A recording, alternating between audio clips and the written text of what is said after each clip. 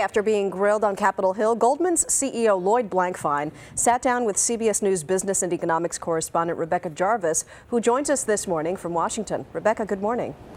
Good morning, Maggie. And after his testimony revealed that he did not believe any Goldman Sachs investments were designed to fail, Lloyd Blankfein, the chief executive of Goldman Sachs, sat down with me to discuss ethics.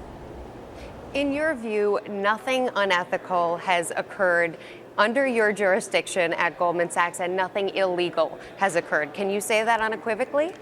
I think that's a broad statement about a firm with 35,000. It is my belief that nothing unethical and nothing illegal has happened. But I will tell you, if I discovered something like this, or if any senior person at Goldman Sachs discovered illegal or unethical behavior, we would eliminate that from the firm. Would you consider stepping down if it happened under your nose? Again, we're a big firm. We would just have to, and we police ourselves. In terms of your obligation, in today's testimony, you talked a lot about obligations to clients. Do you think there is a larger moral imperative, a greater obligation to the good of this country for Goldman Sachs to pursue? Absolutely. Absolutely. We could not exist without the goodwill of the societies in which we operate, and we take that very, very seriously. And in your case, the bailout funds, for example, went to Goldman Sachs among other banks. That's correct. If you look at how we operate, that we work among our most important clients are governments, both state and local, and for that matter, the federal government and other governments around the world. No, that's very, very important, and we care a lot. And if you look at Goldman Sachs, you can see that a lot of our alumni, in fact, go into government service when they're done with their career at Goldman Sachs.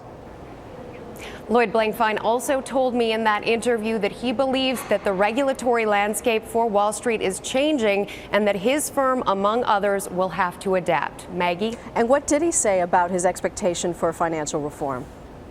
Well, Maggie, he said he expects that new consumer protections need to be brought on board and that, among other things, also standards for how much debt banks can keep on their books will be very important to maintaining the system. It's interesting because in his testimony, he said that Goldman Sachs, among a number of organizations, failed to sound the alarm bells throughout the crisis when he believed, and many believe, they should have done a better job of that and hope to do a better job of that in the future. As we know, the SEC is investigating a number of banks, but Goldman is currently the only one facing fraud charges. Did Blankfein say whether he felt singled out? I asked him about this, Maggie, because Goldman Sachs, like you said, is the only company that is currently facing these fraud charges, but he sounded assured that perhaps other banks would face them in the future. And he also said that he wasn't completely certain of what was happening in terms of who was being looked at, but he was certain that this has been a long investigation by the SEC and that he anticipates it will continue to go on well beyond Goldman Sachs. Maggie. Rebecca Jarvis, thank you for that interview.